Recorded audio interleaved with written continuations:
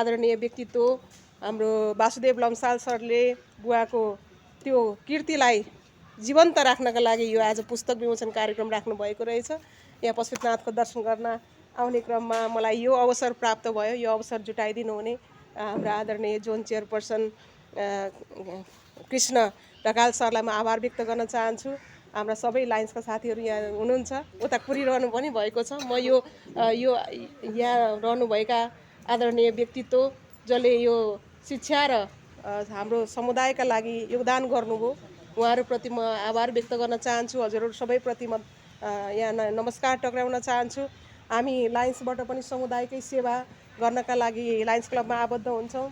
सेवा र हामीले पाएको नेतृत्वले जनसमुदायको उत्थान हुनुपर्छ भनेर यस वर्ष म डिस्ट्रिक्ट गभर्नर भएर नेतृत्व गरिरहँदा सर्भ लिड एन्ड राइजको स्लोगन लिएर आएर अगाडि बढियो र सोही अनुसारले हामीले शिक्षाको क्षेत्रमा, स्वास्थ्यको क्षेत्रमा, वातावरणको क्षेत्रमा सेवा गर्दै आइरहेका छौँ। आज यो पुण्य कार्य, यो बुवाले जुन यो शिक्षाको क्षेत्रमा गर्नुभएको योगदान र यसको एउटा साक्षीको रूपमा एउटा यो किताब विमोचनका कार्यक्रममा म आफूलाई यहाँ पाउँदा म आफूलाई पनि गौरवान्वित ठानेको छु। म एकदमै आभार व्यक्त गर्न चाहन्छु हजुरहरूले जुन मलाई यो अवसर दिनुभयो र यो अवसर मैले भगवान् पशुपतिनाथले आज मलाई जुराइदिनु भएको छ। म सबैप्रति आभारी छु र यो जुन किसिमले हामीले समुदायको हितका लागि बुवाले शिक्षाको क्षेत्रमा आजभन्दा 100 वर्ष अगाडिदेखि नै जुन किसिमको यो समुदायमा सेवा पुर्याउनु भयो, त्यो सेवालाई जीवन्त राख्नका लागि परिवारजनले गर्नुभएको यो अनुकरणीय योगदान छ। हामीले आफ्ना पुर्खाले गरेको, आफ्ना चाहिँ अभिभावकहरूले गरेका राम्रा कृतिहरूलाई यसरी समाजमा राख्न सक्यौँ र हामीले यसलाई जीवन्त पारेर अगाडि बढाउन सक्यौँ, हाम्रा भावी पुस्ताहरूलाई यसरी दिन सक्यौँ भने यो सबैभन्दा ठुलो एउटा उपहार हुनेछ। पुस्तक लेख्नको लागि धेरै व्यक्तिहरूले भेटघाटमा बेला बेलामा बुबाले यस्तो गर्नुभएको थियो। त्यस बेलामा दुर्गम ठाउँमा गएर पनि ठाउँमा शैक्षिक उत्पीडन दिँदै हिँड्नुभएको थियो। तपाईँले केही गर्नु भएको भने जस्तो भएर मैले एकाएक यो कुरो लेख्न सुरु गरेँ र त्यसमा कतिपय सहभागी साथीहरूलाई मैले समावेश गर्न अर्को अङ्कमा मात्रै कोसिस गर्नेछु भन्ने लागेको छ। र हुन त तपाईँहरूले भन्नुहोला बुढो भइसक्यो कतिवटा अङ्क निकाल्ला र, होइन? तर होइन, म यहाँ एउटा 3 पुस्ते मालाको सिद्धान्त अनुसार हामीहरू तिनै पुस्ता एक अर्कासँग सम्बन्धित भएका हुन्छौँ, हरेक पुस्ता सम्बन्धित भएका हुन्छौँ र त्यो पुस्ता यहाँहरू नै हुनुहुन्छ। हामी बितेपछि हामी त के भनेदेखि हामी त एउटा विकसित अवस्थामा आइपुगेका छौँ। विकसित भनेको, विकास भनेको के भन्नु होला भनेदेखि नभएको कुरा त्यसैको आधारमा देखा पर्दै जानु नै के हो त विकास हो। हामी बाल्यावस्थाबाट विकास भएर युवा अवस्थामा आयौँ। युवा अवस्थाबाट अहिले हामी ज्येष्ठ नागरिक पूर्ण अवस्थामा आएका छौँ। अब हाम्रो ठाउँमा हाम्रा भावी पुस्ताहरूले गर्छन् यी कुराहरू र हामीलाई खेद छैन कि यो कपाल फुल्यो, दाँत झऱ्यो भनेर। यो परिवर्तन हो। परिवर्तन यो हामी भोलि दाँत राख्न पनि सक्छौँ, के गर्न सक्छ, सबै कुरा हामी यो परिवर्तनको सिलसिलामा नयाँ कुराहरू आउँदै जान्छन्। र मैले अब एउटा के भन्छ विष्णु दत्तले यो किताबमा विष्णु दत्त कहाँ कहाँ पुग्नुभयो मेरो पिताजी त्यस बेलामा कुन बेला थियो भन्ने होला भनेदेखि राणाकालमा अँध्यारो युग थियो शिक्षाको कयौँ त्यस बेला शहीद भएका थिए राजनीतिक जागरण आउन थालेको थियो तर शैक्षिक जागरण थिएन र त्यसलाई उद्बोधन गर्नको लागि ठाउँ ठाउँमा त्यस बेला विद्वानहरू निस्किएका थिए त्यही सिलसिलामा यहाँ पनि विष्णु दत्त निस्कनु भएको थियो र अनि यहाँ उहाँले त्यो बेलाका हिँडेका बाटाहरूको एउटा संक्षिप्त छोटकरी रूप पनि छ यहाँ है र त्यस बेलाको समाज कस्तो थियो भन्ने कुराको अलिकति चित्रण पनि यहाँ शैक्षिक क्षेत्रको चित्रणहरू पनि यहाँ प्रस्तुत गरेको छु र मलाई लाग्छ हुन त के हुन्छ भने आफूले जन्माएको छोरो आफूले खनेर बनाएको सुरको पाटो राम्रो लाग्छ मलाई यो पनि त्यस्तै गहकिलो छ भन्ने लागेको छ र यसलाई मनन भावी पुस्तालाई अझ हामीले भन्दा पनि हाम्रा छोरा नातिहरूलाई यसो अध्ययन गर्न दियौँ भने पक्कै पनि उनीहरूले पनि त्यही बाटो भोलि हाम्रा आदरणीय पुर्खाहरू बाबुआमाप्रति श्रद्धा राख्नुपर्छ भन्ने भावना जाग्नेछ भन्ने दृष्टिकोणले त्यो पुस्तक तयार भएको छ। आज यसको साकार रूप पनि देखेँ। पुस्तक ज्ञान हस्तान्तरणको माध्यम हो, ज्ञान पुस्तान्तरणको पनि माध्यम हो। त्यसैले पुस्तकको स्वरूप त अहिले फेरिएको छ, किनभने म आफै पनि यो 56-57 वर्षको उमेरमा, म 55 वर्ष नआएँ, 56 वर्ष उमेरमा कम्प्युटरमै म जे लेख्नु पर्ने हो कलम छोडेको मैले धेरै वर्ष भयो। म आफै रिसर्चका विद्यार्थीहरूलाई रिसर्च गराउनेदेखि सबै कुरा डिभाइसमै गर्छु र धेरै अध्ययन गर्ने पुस्तकहरू आजभोलि डिभाइसमै पाइन्छन्, इन्टरनेटमै पाइन्छन्। अध्ययनको सिलसिला फेरिएको छ, स्वरूप फेरिएको छ, तर पुस्तकको गरिमा फेरिएको छैन, झनै महत्त्व बढेको छ। त्यसैले यो ज्ञान सङ्ग्रहको माध्यम पनि हो र ज्ञान हस्तान्तरणको माध्यम पनि हो, ज्ञान पुस्तान्तरणको माध्यम पनि हो। त्यसैले यो महत्त्वपूर्ण काम किम नसाध्यति कलतेव विद्या भन्छन् है, यसले गर्न नसक्ने कुरा केही पनि छैन भनिन्छ। र हामी पशुभन्दा अलग भएको कारण र हामीले आफूलाई परिष्कृत गर्न सकेको कारण पनि ज्ञानको दर्शन नै हो। यसको मीमांसा, मसिनो मीमांसा गर्ने भने धेरै दिन पनि लाग्छ, त्यतातिर नजाउँ। यति महत्त्वपूर्ण काम गर्नुभएको छ र यो सुरुवातको लागि बासुरलाई म धेरै धन्यवाद दिन चाहन्छु। र मलाई जहाँ उभ्याउनु भएको छ यो मीमांसा दर्शनको एउटा हाँगो हो, यो चाहिँ विवेचना हो। त्यस कारणले विवेचना गर्दा यसका राम्रा र नराम्रा पक्षहरू पनि आलोचनात्मक चेतले गरिएन भने म आफू मृत्यु भएको ठान्छु र वासुदेव सरलाई शतशः प्रणाम गरेर यो पुस्तकमा भएका केही चिजहरूलाई म उब्काउन चाहन्छु। त्यसको लागि अलिकति तलमाथि भयो भने क्षमा पनि दिनुहुनेछ भन्ने लाग्छ। पहिलो कुरा पुस्तकको आकारको कुरा गरौँ। विष्णु दत्तको गरिमा, म नेवारपानीमा जन्मेको मान्छे, मेरो घर मुन्याडा, उहाँले पढाउनु भएको पाठशाला थियो र त्यहाँका प्रत्येक घरको ढोकालाई सोध्ने हो भने उहाँको गरिमाको नाम उच्चारण हुन्छ। मैले पनि उहाँको नाम सानैदेखि सुन्दै आएको, तर त्यो गरिमालाई माधवजीलाई पनि अगाडि राखेर बासरलाई पनि अगाडि राखेर यतिको पुस्तकले धान्छ? यो प्रश्न तपाईँ, यो चाहिँ उहाँहरूको पूर्ण सम्मान हो भन्ने म ठान्दिनँ। यो मेरो आलोचनाको एउटा पाटो हो। यसलाई अलिकति मोटो, अलिकति राम्रो, अलिक गरिमापूर्ण, आफ्नो पिताजी जस्तै बनाइदिनुहोस् दोस्रो अङ्कमा, त्यो हेर्न पाऊँ। र यो प्रत्येक कुरा नेवारपानीको मान्छेहरूले किनेर लान्छ, तपाईँहरूलाई गाह्रो पर्दैन। त्यस कारणले त्यो गरिमा धान्ने गरी पुस्तक तयार होस्, मेरो सुझाव एउटा कुरा। अर्को कुरा, हामी के भन्छौँ भने पिता माता दुइटै हाम्रो सम्मानित हुन्छ। यहाँ पिताको नाम उल्लेख छ, माताको नाम मैले पाएँ। त्यस कारणले त्यो कुरा पनि समावेश हुनुहुन्छ। विष्णु दत्तलाई विष्णु दत्त बनाउने उहाँको धर्मपत्नीले पनि होला, उहाँको पनि योगदान थियो होला, उहाँको पनि मूल्य थियो होला, उहाँको पनि गरिमा थियो होला, त्यो पनि समावेश गरिदिनु होला। यो पछिल्लो पुस्ताले आमाप्रति अन्याय भएको देख्न चाहँदैनन् है, यो चाहिँ भएन। यो कुरा पनि तपाईँको आउनुपर्छ पुस्तकमा। बुवाको मात्रै फोटो राखेर सुख पाउनुहुन्न, त्यो कुरा सबैले हेर्छन्, सबैले आलोचना गर्छन्, त्यो कुरा पनि समावेश गर्नुपर्छ। त्यस कारणले यो बराबर नाम भने पनि कोड गरिदिनु पर्यो, त्यो चाहियो कि त्यो खोज्छ मान्छेले, त्यो कुरा पनि समावेश होस्। र तेस्रो कुरा, पुस्तकमा अभाव भएको कुरा मात्रै भनेको छु, मलाई गाली नगर्नु होला। तेस्रो कुरा चाहिँ उहाँले धेरैलाई पढाउनु भएको छ, मेरो बुवाले पनि उहाँबाटै सिक्नु भएको, धेरैलाई पढाउनु भएको छ।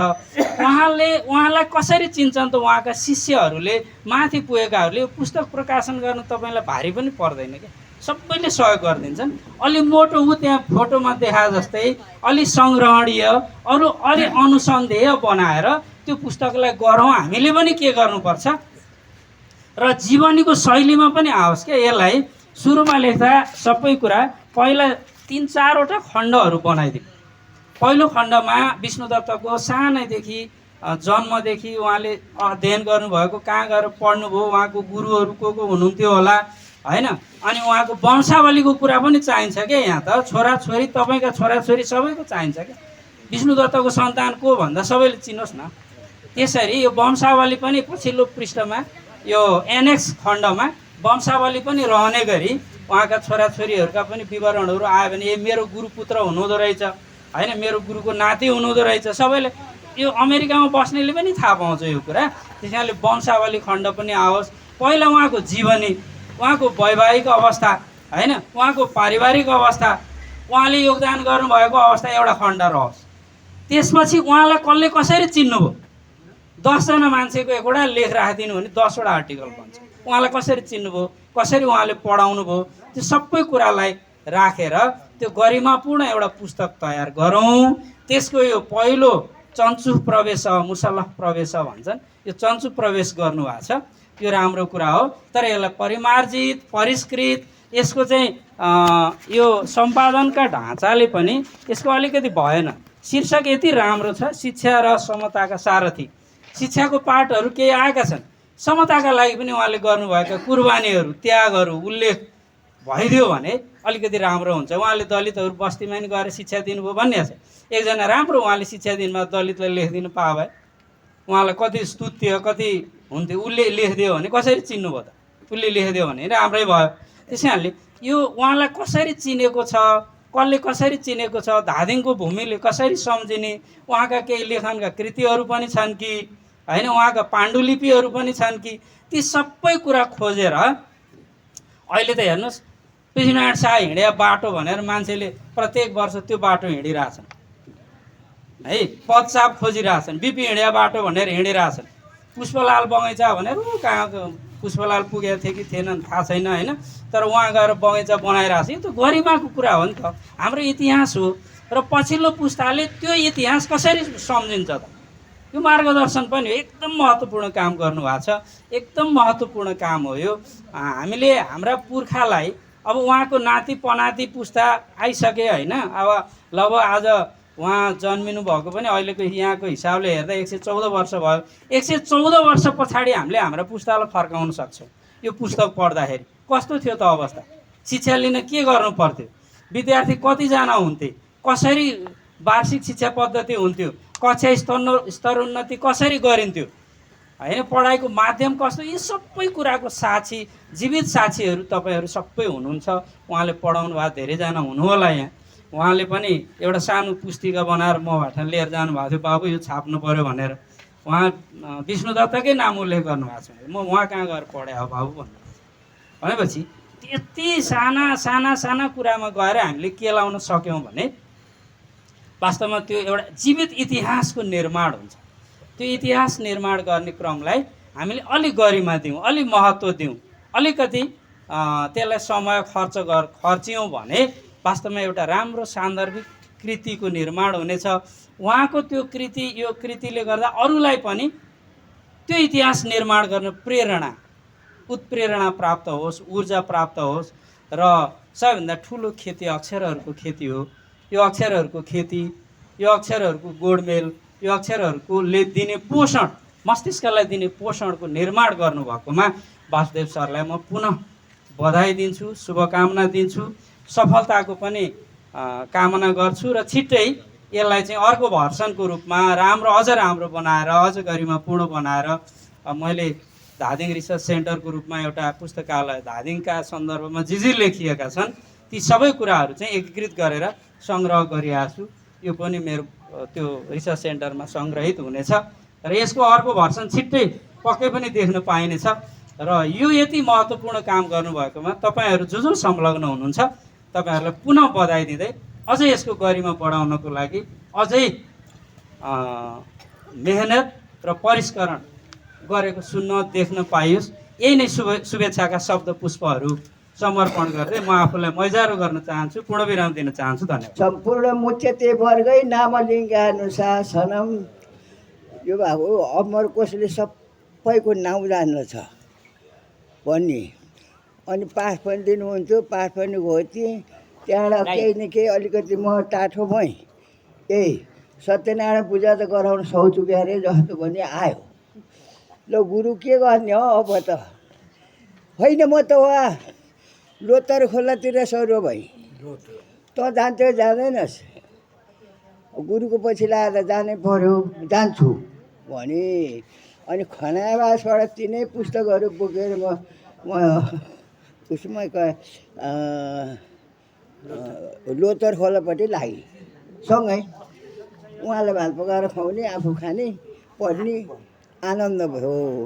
अनि त्यहाँ बसेर पढ्दाखेरिमा एक दिन त्यहाँको मानिसहरूले होइन गुरु मलाई सप्ताह भन्न मन लाग्यो, सुन्नु मन लाग्यो, के गरौँ म, लौ न भनेर चाहिँ सल्लाह गरेर बेलुका ओइ पात्रो हेर्दै अनि मैले पात्रो फुकाएर हेरेँ। द्वादश तिथि पार, शनिबार पर्यो, बिदा पनि भयो। ल त्यही गरौँ भनेर त्यहाँ सप्ताह चाहिँ नि लोतर खोलाको दोभानमा 7 दिन बसियो। अनि त्यही बिहान अलिअलि आयो। त्यसो गरिकन पछि फेरि न्यार पानी धारा के अरे न्यार पानी धादिङकै न्यार पानी चापा फेला पनि सरुवा हुनुभयो। अनि त्यहाँ पनि छोडिनँ, त्यहाँ पनि सँगै पऱ्यो। यसो गरिकन मैले धेरै ठाउँमा गएँ, पढेँ। अनि त्यहाँबाट मैले विभिन्न गुण लिएपछि 2-3 ठाउँमा सत्यनारायणको पूजा पनि लाई, श्राद्धहरू पनि गरेँ, न्वारन गर्नु पर्यो। त्यो त गरेँ, न्वारन त गरेको छैन। यो के होला कसो होला भनेर हाम्रो आमा सुवाराका साउकोटा बुढापाटा गए दाइ न्वारन कसरी गर्ने भन्न आएँ। उहाँले नि त भन्नुभएको थियो, मैले पनि सोधेको थिइनँ, अन्यलमा परेर गएँ। रेखी हाल्ने, आऊ पुग्ने, धान चामल टपर फिजाउने, अनि यसो गरेर अग्नि छापाले पर्ने हो नि भनेर सिकाइदिनु भयो र केही कुरा सिकेर आएर द्वार पनि गरेँ। यसो गरिकन गरेँ। धेरै नै वर्षको हो, 9 वर्ष जति। अनि फेरि विभिन्नताले चाहिँ नि मेरो त माओली पाल्पैमा हो, सानडाँडामा गुन्द्री लिएर हिँड्छ। फेरि गुन्द्री चेपेर त्यो सानडाँडो भन्ने ठाउँ छ त्यहाँ, त्यो डाँडा गुन्द्री ओछ्याएर घाम तापेर अनि बुढा आए घरबाट। बसेँ। यजमान कर्म त हो, यसरी रेखिहाल्ने, यसरी जिउ बाँध्ने, यसो गर्ने भने त्यो सबै फेदैबाट सिकाउँदै गयो। मलाई त त्यहाँ चिन्न लाउनु मन लाग्यो। फेरि अनि त्यो एउटा झार माडेर त्यो अक्षरको ठाउँमा हरियो दाग आएर लाग्यो, यहाँबाट रेखिहाल्ने र त भनेर यस्तो किसिमबाट पढ्दै गइयो। अहिले हुँदै उहाँले सिकाएको विद्या मलाई आजसम्म कण्ठस्थै छ। कर्म पनि गरेँ। अहिले उमेर मेरो 96 वर्षको भएँ।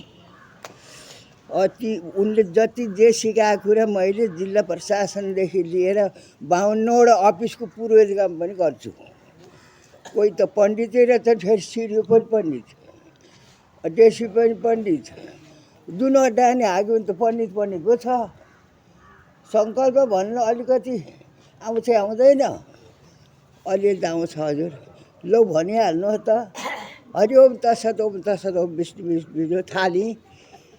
त्यो हाकिमले सुनाइसकेपछि काम त चल्ने रहेछ।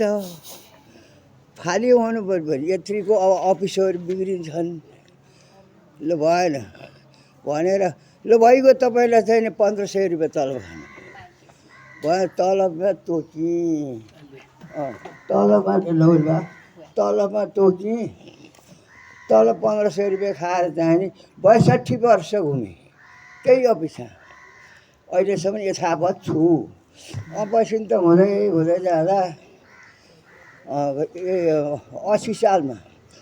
80 सालमा राजीनामा लेखेर दिल प्रसाद शर्मा मैले दिएँ श्री साहबले हेर्नुभयो यो राजीनामा मैले लिन मिल्दैन अब 60वटा अफिसको चाहिँ नि पुरेर काम गर्ने मान्छेलाई म एउटा चाहिँ जिल्ला प्रशासनले चाहिँ तपाईँको बिदाई हुन्छ भन्नुभयो ल अब कहाँ जान्छ म अब खाइरहेको पैसा पनि नपाउने भयो नि मेरो मन डरायो हिलो बिग्रियो फेरि त्यहाँबाट पछि त्यहाँ थामिसकेपछि अलिकति बुढो नि भयो हो तपाईँ तपाईँले पढेको वेदका केही एक दुईवटा सुरु भनिदिनु ए वेदको अब त्यो चाहिँ नि हरिओम जेरागर्तो दूर मुदैतिरै भन् तलो शुभ तथैव इति दूरङ्गमन् ज्योतिखान ज्योतिरेगन् तन्मे मनाः शिव सङ्कल्पमस्तु वेद पनि पढेको छु 40 अध्याय हो त्यो त मैले वेद पनि पढेँ यसो गरेर बसेँ अनि उमेरको कारण 80 सालमा मैले फेरि निवेदन गरेँ 80 सालमा राजीनामा कसलाई दिउँ त सिडिओ साहब आज मैले कागज लेखेको छु कसलाई दिउँ त होइन तपाईँले उसमा डेफुलाई जानुहोस् सिडिओ साहब पठा पर्नुहोस् तपाईँले बिदै लिनुपर्छ उमेरले भएन उमेर गयो बस गएँ डेफुलाई भेटेर चाहिँ यसो भन्नुभयो सिडिओ साहबले म त यहाँ बिदाई लिन भरेपछि दुरुक्क उठेर डेफु त सिडिओ कार्यालय त लाएँ ल भएन अब म पनि जान्छु भनेर गएँ भेट भयो ल उहाँको चाहिँ बिदाई लिनुहोस् उमेरले गर्दा हुँदैन अब हुँदैन भनेर बिदाई पाएँ मिलिनिगढबाट आएर चाहिँ नि डेफुले भन्थ्यो भनेपछि सिडिओ साहबले ल पौष 5 गते तारिक मौखिक दिने गरेर अनि त्यहाँबाट निक्लेँ र पुसको टाइम 5 गते मैले सम्मान पत्र लिएर मिलन केन्द्रबाट बिदा भएर अहिले पाखामा छु यहाँभन्दा अहिलेका कुरा दुःख सुख के गरेँ ल अब मैले जो जति जानेको यहीँ मैले हजुरहरूलाई चढाएँ अब सुनाएँ बुझिसकेँ मैले पनि सकेँ अब राम्रो नराम्रो शुद्ध अशुद्ध जे भए पनि ल म 2 सबै विसर्जन गर्छु